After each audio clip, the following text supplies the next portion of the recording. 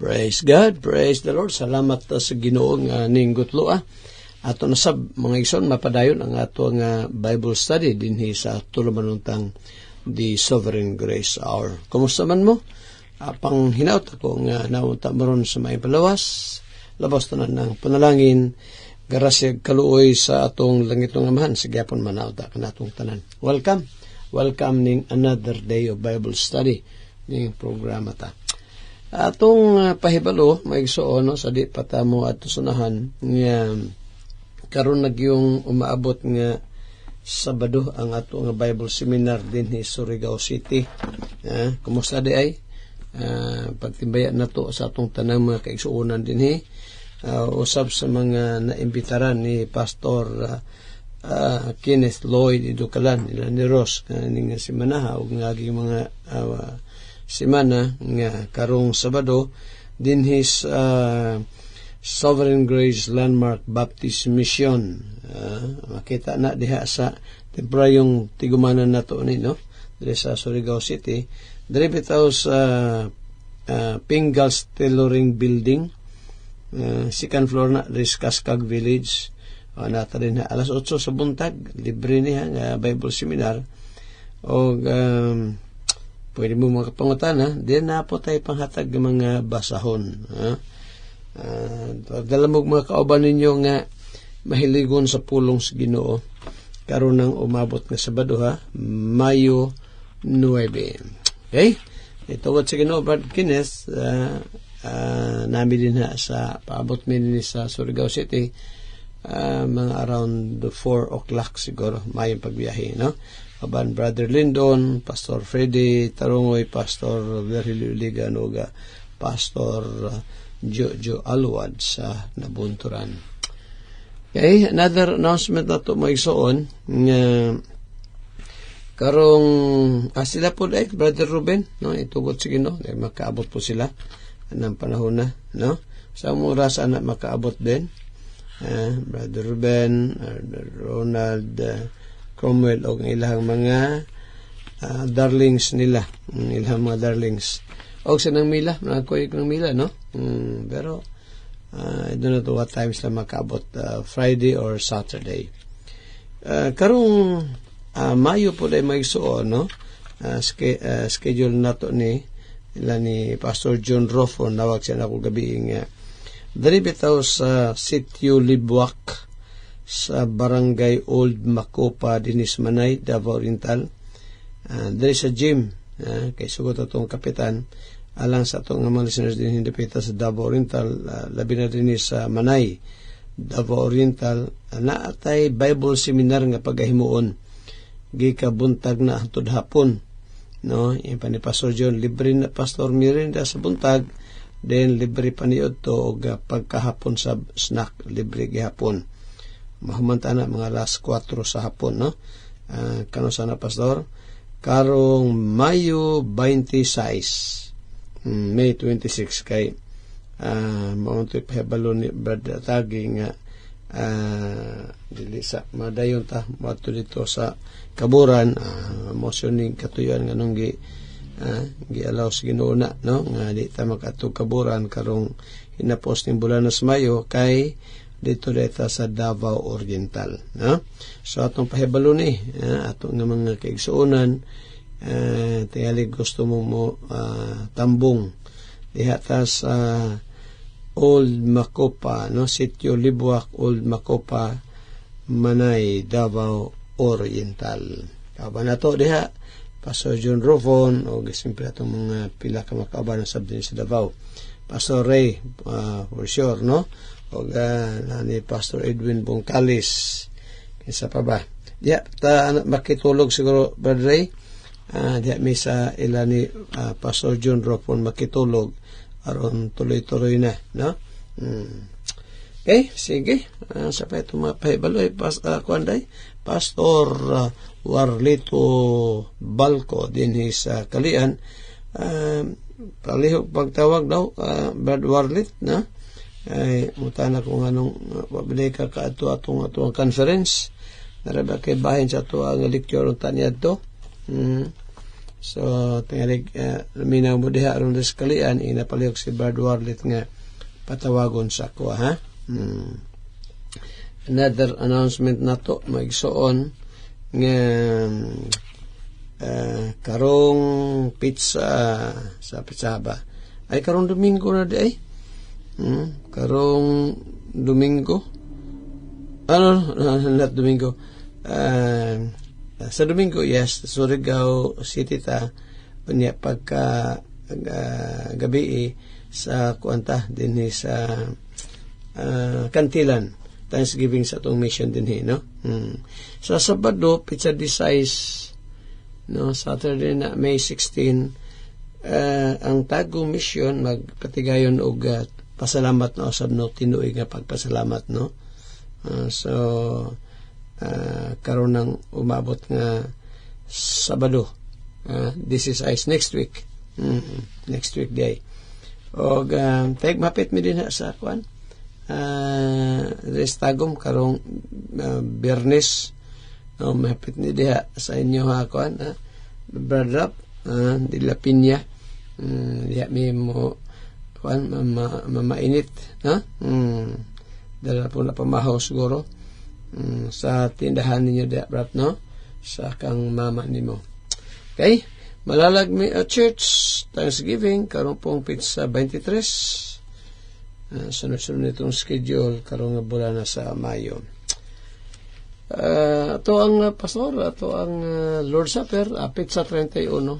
Mao po na atong training sa atong mga men sa hapon din pagkagabi na Lord's Supper na to.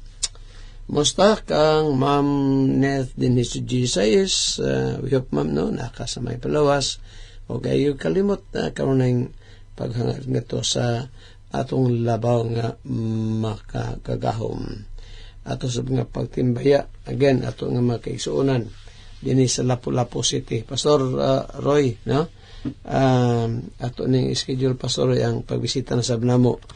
Kay naman mi na-reserve nga ticket ni Malu para sa Agosto, no? Plane ticket ba? No?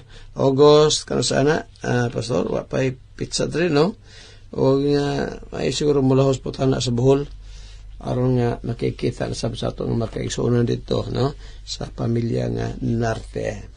O makahimo tag Bible seminar sab again dinhi sa Bohol basta mo diha Brad Imon ang aning og sa kabataan kanyo nga tanan tanamro sa may palawas. Sige magapray ta.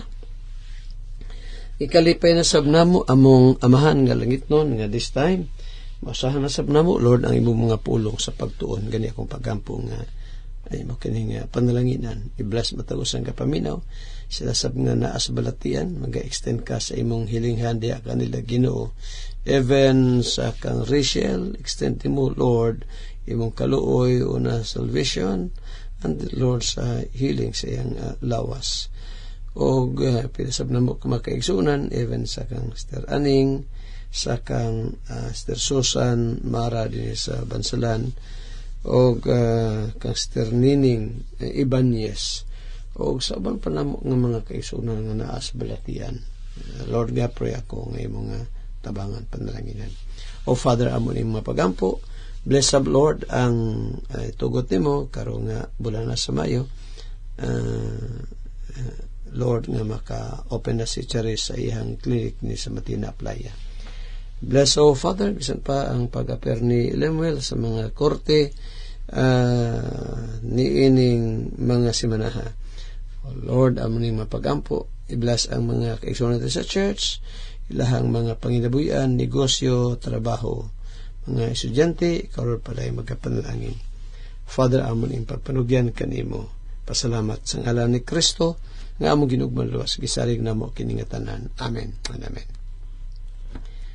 Dahil sa ta, maigsoon sa Mateo Kapitulo 5, kininggi pamulong sa Ginoo Kristo, part ni sa iyang panudlo dito sa kabukid, no? Sermon on the Mount.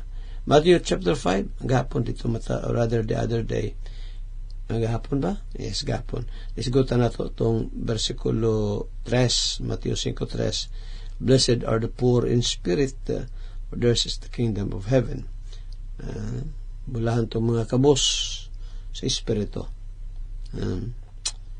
Then, dito sa versikulo 4, another blessedness nga giingon ni Christ, bulahan or blessed are they that mourn, for they shall be comforted.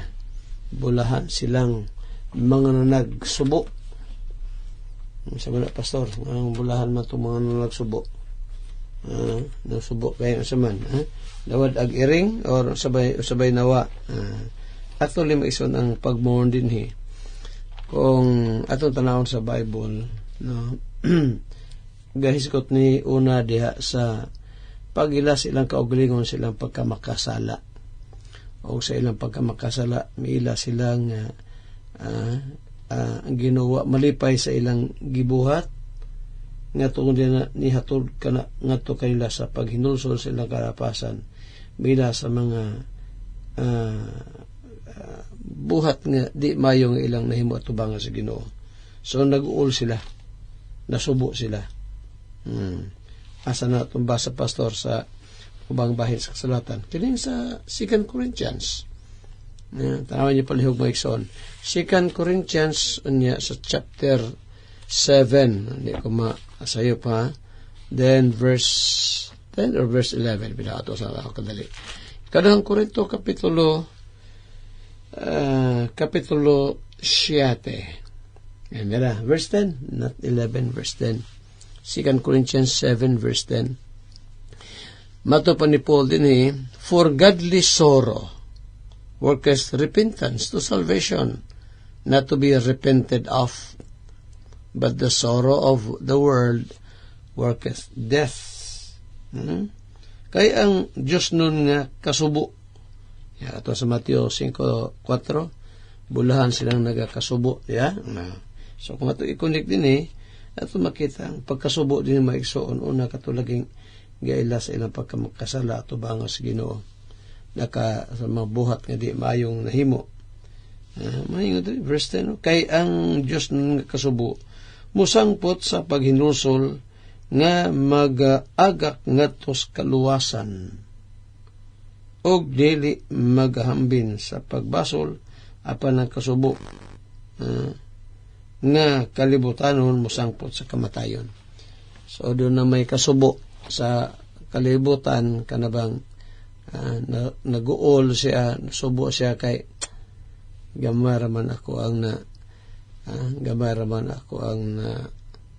nakawat, gamay raman ako ang nakuha, bahay ko gaguol ko da, or guol ko kay wana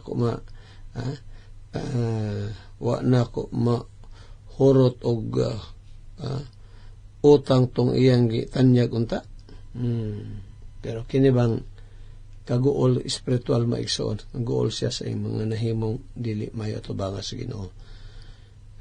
Sa mga believers na pod, sa mga magtotoo nahimong mga anak sa Ginoo nga nagakaguol, sama sa kang apostol rather kang David. Nag-uol si David sa dihang giingnan siya ni Prophet Nathan nga ikaw nang tohana naghimo sa imong kalapasan kasalanan. Ito bang sala ni David maigsoon? Tulo ka sala, bugat nga sala. Una, ibog siya sa asawa sa iyang sundalo. Ikaduha, nanapaw siya kang Bathsheba. Ikatulog, ipapatay niya si Uriah nga bana ni Bathsheba. So, tulo ka, dagkong sala. Kung si Job pa, sa Job 31, heinous crime. Sa dihang giingnan si David ni Prophet Nathan, nagbasol siya, naghinulsol siya, nasubo siya pagayo. Godly sorrow. So, he mourned. Subo siya. Manang yun sa Matthew 5, bulahan silang nagakasubo. Bog mo na si David nakasulat sa Salmo 51. Muna background maigsoon. Ano nga, ang Psalm 51, ikan sa verse 1 nga to sa katapusang bersikulo, nasulat ka na ni David tungod na siyang nahimong kalapasan. So ang Ginoo dili po siya magtamay sa mga taong kasubo sa ilahang himong kalapasan. Kahimot sa Ginoo pasaylo o mutabang sa mga tao nga nanghihanglan sa kaluoy sa Ginoo. Munang ikaw tingali karong higala nakasubo tungod kay mga nahimong di mayo tubangan sa Ginoo, pangayog pasaylo niya, pangayog kaluoy sa Ginoo, ma-restore ang imong fellowship nga to niya. Okay, sige, atata, may soon. So, muna day pastor sa Matthew 5, mani siya, Matthew 5 verse 4. No, blessed are they that mourn, for they shall be what? Comforted. Now, ni ay mga pangutana sa itong tagapagtagad. Di pa tayo oras? Tas pa. Kini bang tagaan sa itong pagtagad ng gikas Bansalan, Davao del Sur. No? Ingon pa niya sa iyang pangutana, good morning, Pastor. Atop. Pastor, adun na ko'y pangutana. Nga naman, ayop na minaw ni atong listener nga si RP. Ni si RP nga alaha kay namas bar koron peng. Kumusta man ka diha? Ayang pagpaminaw ni mo ha, o gamping-gamping diha. Ikaw po pen. Sakang pen. Naapo diha sa Australia. No, gapaminawan itong programa. Ano, sila papaminaw, Pastor? Padalahan ako sila sa apil akong pagpadala ng atong programa sa mga naminaw nato. So, kamong gustong makadawat ni atong programa, no, na mo'y internet, anytime makapaminaw mo, no? Ni atong tulumanon, isend lang inyong mga ngalan, inyong mga email addresses, o di ba ka paminaw mo sa Facebook ni Brother John Ruben, o Brother Alex Mantubuti. Kining pangutana din ni RP, ni good morning, Pastor Atop. Pastor, ano ko'y pangutana? Nga naman nga, nanudlo ka man nga ang kaluwasan sa taong Kristohanon, pagtuo lang walay mayong buhat. Apan nga naman nga nag-ingon man sa Santiago 2, 18, 19, 20, at 26. Pastor, tubaga akong pangutana, Pinis Bansalan. Salamat. Okay. Now, anini siya, Ping, no? RP. I don't know kung RP. Si Ping hindi sa Australia, or rather sa US nga kung ingon nga si Ping. Pero kini si RP sa Bansalan, kini yung pangutana, no, gini ang normal nga pangutana sa nagtuo nga ang kaluwasan buhatan sa tao. Kinahanglan siya maghimog maayong buhat. Nya kutloon ning Santiago 18, 19, 20. Okay. Ato sa rin pasahon ng bersikulo ha. Na? James chapter 2. Unya, verse sagot sa verse 18. Alay sa 14 ta magsugod. Sulatan ni si Santiago. Mas probably ang Santiago din mo ni ang igsoon ni Ginoong Kristo kang Maria. Iyon pa sa verse 14. What doth it profit, my brethren, do a man say he hath faith, and have not works? Can faith save him? Iyon niya, usa may kapuslanan ng igsoon ko. Kung ang usa ka tawo gaingon siya nga naa sa pagtuo, apan dili makita iyang mga maayong binuhatan, kana bang pagtuha makaluwas kaniya? So kini pa lang daang question maigsoon, marag makayon ka nga, oy, nagaday bahin ang mayong buhat, no? Maghimo gid mayong buhat ang tao aron siya maluwas.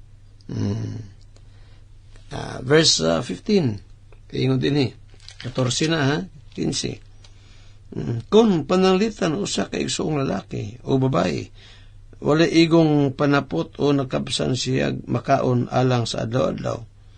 Ugon niya, usa kaninyo, muingon kanila, panglakaw na.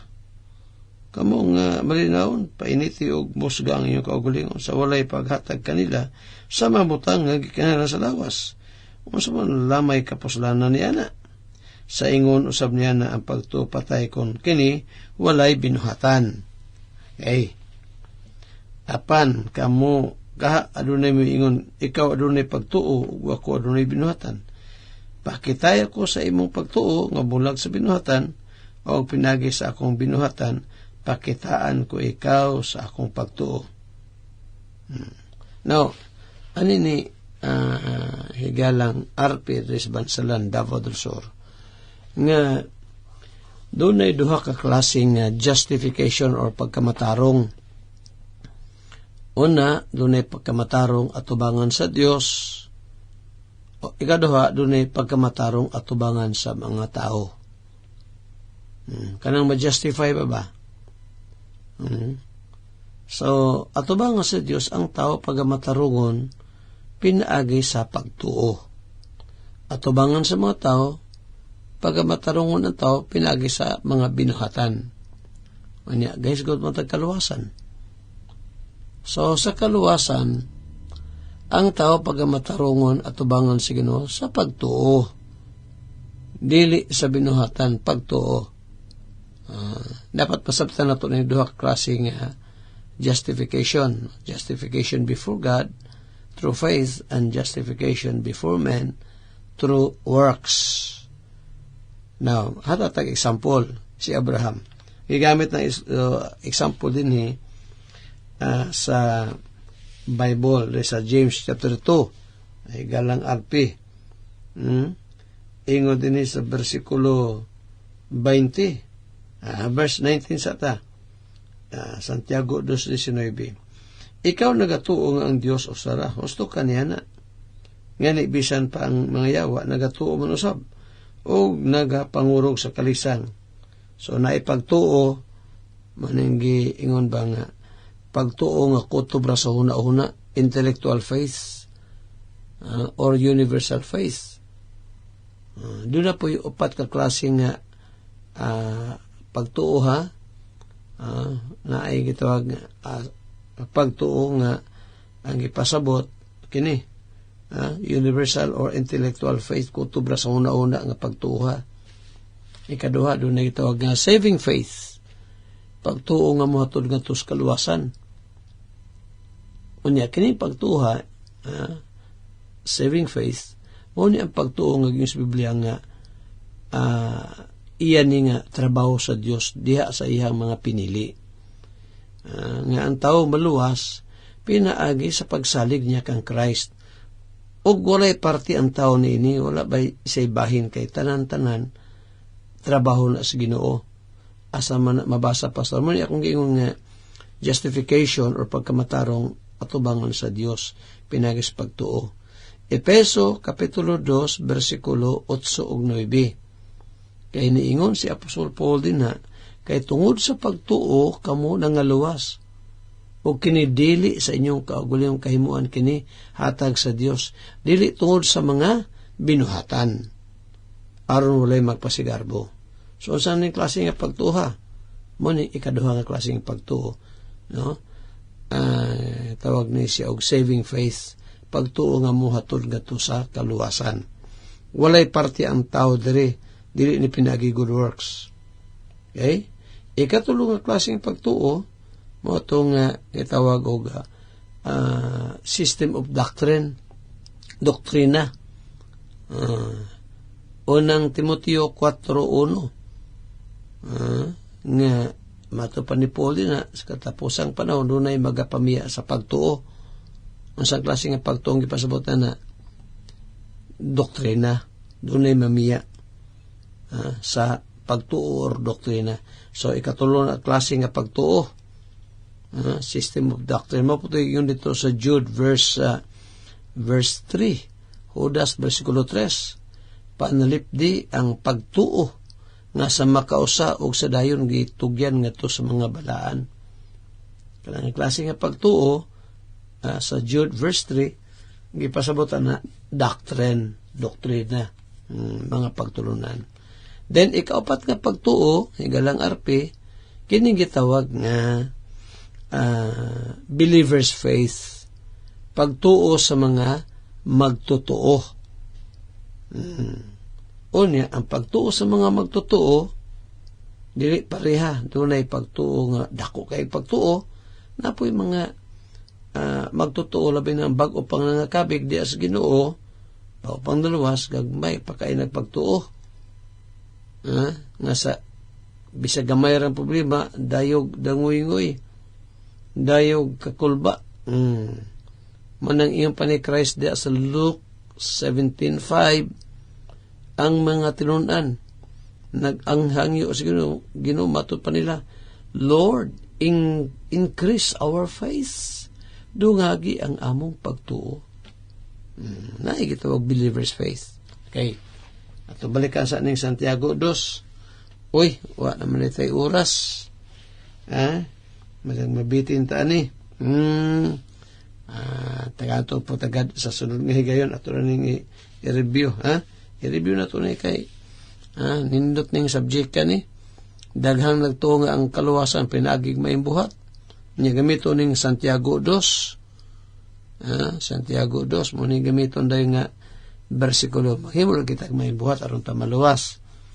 Kay patay ang pagtuo kung walay binuhatan. So ang understanding nga faith plus good works equals salvation. Pero dili na mao sa Bible higala. Salvation is purely by grace. Grasya lang ang kaluwasan. Trabaho tanan sa Dios. Now, sa mga taong nasave, makita ang binuhatan. Na may mga tao nga gatuo nga dunay Dios, pero sama sa yawa, walay binuhatan. Kaya ang binuhatan sa yawa, di man maayo. Na yung mga taong sama na, igura gatuo. Pero ang teoray nga, taong naluwas siya, dili siyang binuhatan, kundi sa kaluoy, grasya sa Ginoo. Unya, human siya masahib, makita sa iyang kinabuhi, ang pagkabago siyang kinabuhi, nga moresulta, diha sa iyang mga maayong binuhatan. Ato na explain more, no? Sa sunod na ito. Higala, kung wapag ka masahib, I may say again, repent of your sins, trust Christ as your Lord and Savior. Handulog samangtak na sa mga isasyon inyong mga kahigalan sa kahanginan, Andres Atop Jr. o Attorney Lemuel Atop. Manamilit kami magayon ng Diyos, magapnalangin kanatong tanan. Daghang salamat.